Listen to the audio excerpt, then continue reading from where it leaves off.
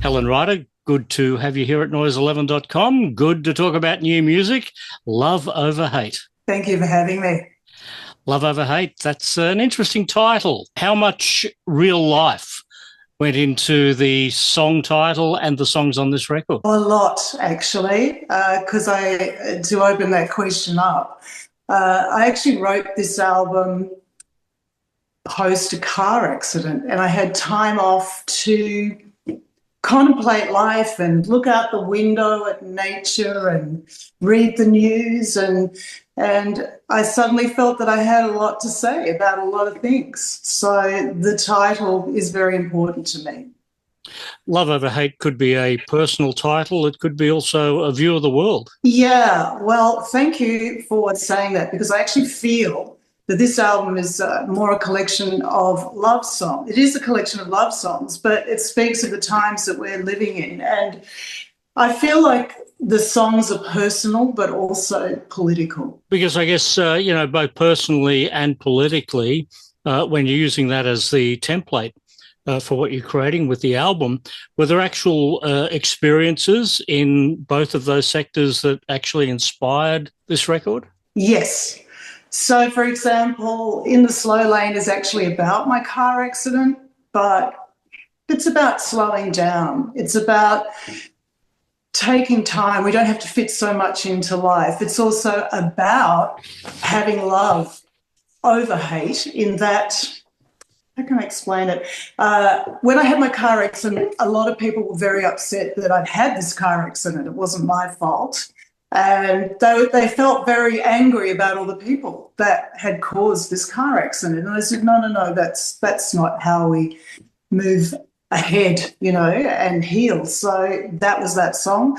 There's a song on the album about domestic violence, and it was an article I read in the news, and I was just so sad about the story. And I think I wrote the song to understand how that could happen to somebody.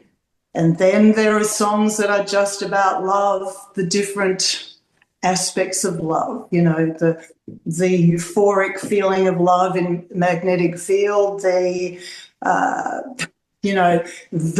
broken love in the song Fallen. Yeah, lots of different aspects of love. And I feel that the title Love Over Hate is about that choice, to be able to go, yeah, I'll choose love over hate. And all the small decisions we make in life, they're just as important as the big ones. And if we come from that feeling of love, perhaps we find our way through.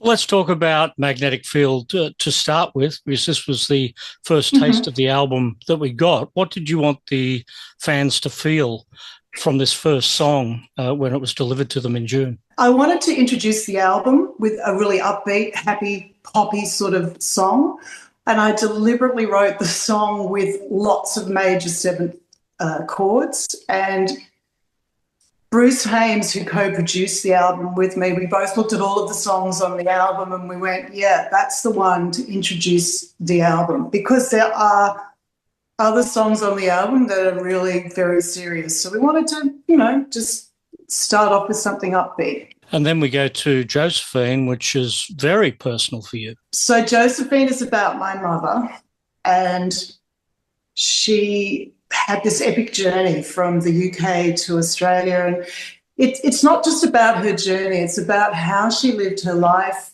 It's about the mother-daughter relationship, about the advice she gave me when I first left home many, many years ago. And, in a way she just said, get out there and really enjoy life and don't feel like you have to fit into what people expect. And so I certainly did do that. I went overseas and travelled everywhere for a couple of years. Josephine's got a very Laurel Canyon feel to it. If you could have been around at the time of Laurel Canyon in the 60s and 70s, would it have been Helen the hippie?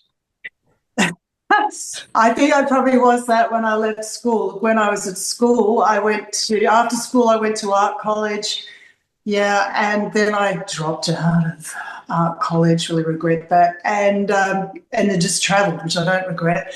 And yeah, again, I was a bit of a hippie. I actually lived in America for about a year around that time, but I never made it to Laurel Canyon.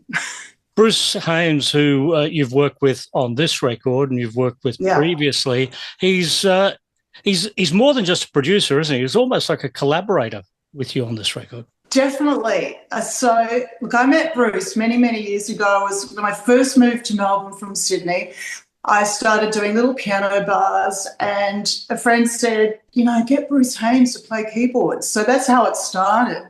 And then there were gaps in between. I'm a mother. I had a child. I had some time out, came back, and the lovely Vicar and Linda, Vicar Bull, actually asked me to do some supports at Bennett's Lane. And so I went, got to get Bruce. So we went and did that. And we loved it so much, we went, let's make a record. And at that time, I wasn't writing songs. So I went away and found my favourite songs from the mid-60s to the mid-70s, which is possibly my favourite time in music.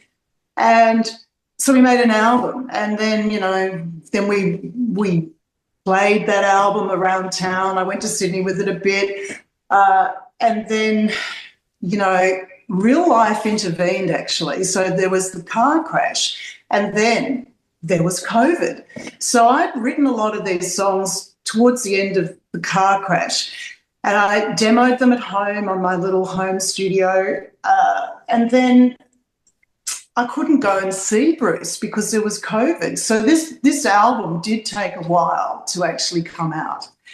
But so Bruce and I, though, have worked together a lot, on and off, and it seemed natural to ask him to do it again. And the beautiful thing was when I took the initial demos that I wrote on piano and guitar and took them to him, or sent them to him to start with, because we couldn't see each other, when I finally sat in a room with him and we worked on the arrangements, it was, beautiful. It was like how he was approaching my humble demos just on basic guitar or piano was exactly how I saw the songs in a bigger way. So it was very easy. What about Roger Bergodaz and Shane Reilly, who worked on the record as well? What do they individually bring that incorporates the Helen Ryder sound? The album was recorded at Union Street Studio, and Roger just creates a beautiful, relaxed feeling at his studio. So Roger and I worked on the vocals a lot. Like I went in and did the vocal sessions, and it was just Roger and me. And, there was no clock on the wall ticking, which is such a standard thing in a studio. And we just had time to get the vocals right. So his drumming is great, and he did the engineering, and he also mixed the album, and we sat together and mixed it, which was nice at times. Then he'd do it on his own. Shane Reilly, he's just, his pedal steel playing, his guitar playing. I mean, he came to the album and he said, I think baritone electric guitar would be fantastic, and I love what he played, especially on Fallen. He does this little thing which just sounds like it's like he really heard the lyrics of the song and created this guitar part, which is beautiful with it. And, he also did the string arrangements, some brass arrangements, and his enthusiasm. He loves music so much. And we had worked together on my last single before all of this was a song called Birds, which was a Neil Young song. And I went to him and I said, I want to do this song completely differently, because this is my whole point about singing other people's songs. In some respects, I don't see a lot of difference between singing somebody else's songs and doing my own songs. It's still the same process of how you're going to get the most out of the lyrics, the feeling, what you do with your voice, where you sing the song.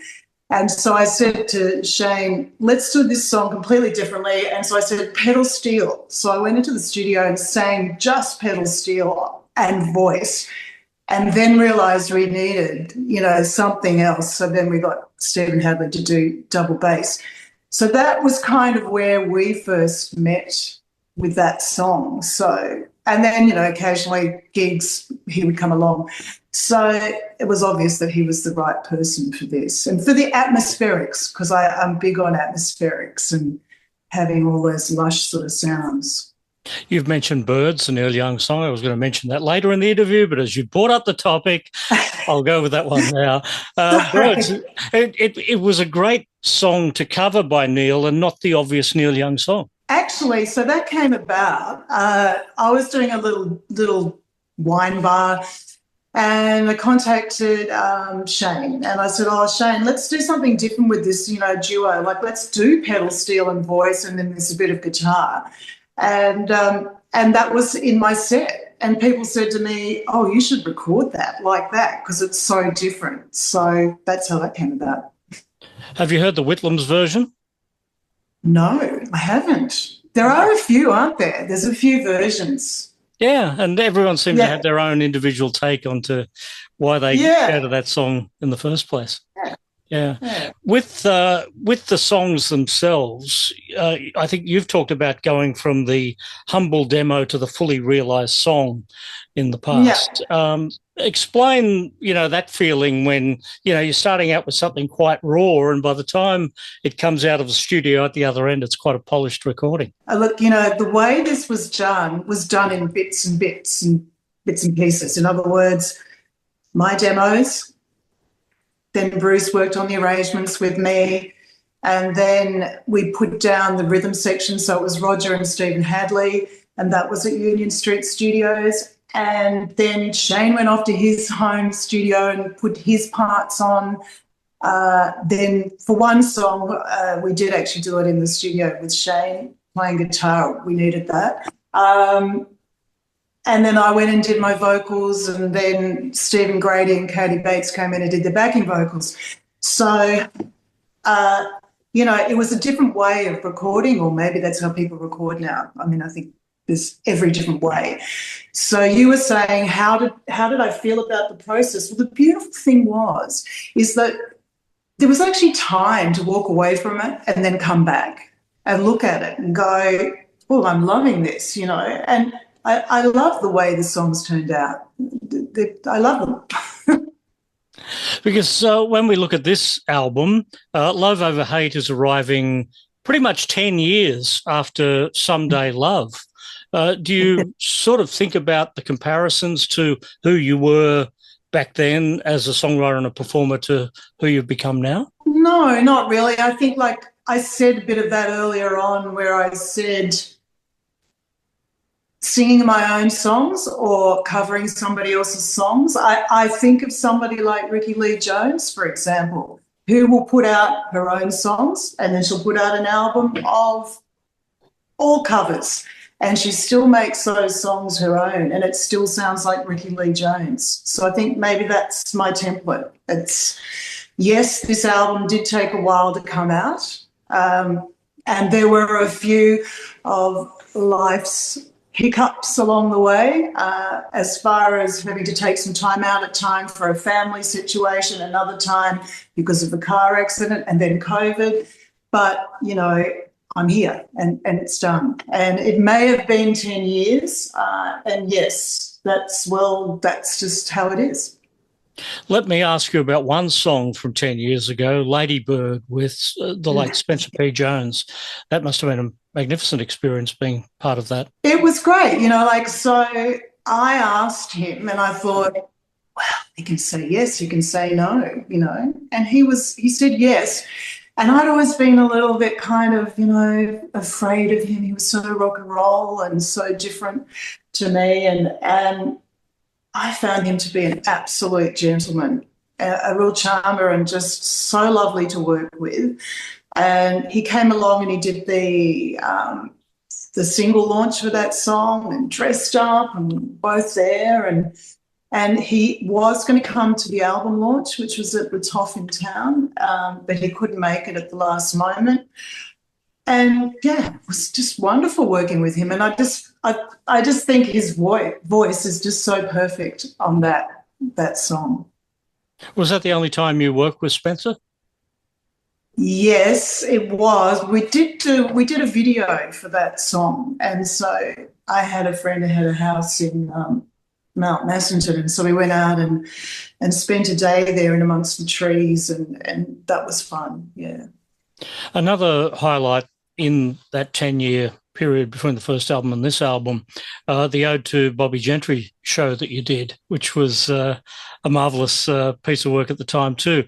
Fearless, mysterious, was that reflecting your spirit and being channeled through the Bobbie Gentry songs? It's pretty dear to my heart, that show.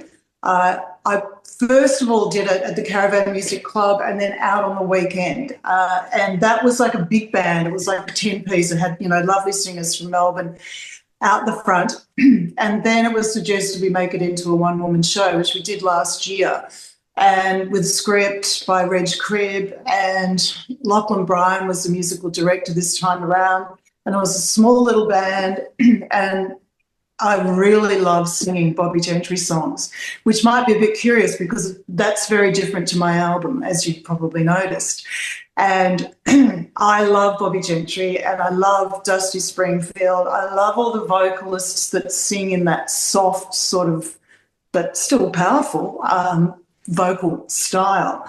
And the more I looked into Bobbie Gentry, I just found her life absolutely fascinating. So I hope to do some more of Bobbie Gentry next year after I've been doing a bit of the album. And I think when you said fearless and mysterious, the thing about Bobbie Gentry for me is that while she claimed she wasn't political, a lot of the songs that she did, they're all stories. They're not specifically about her.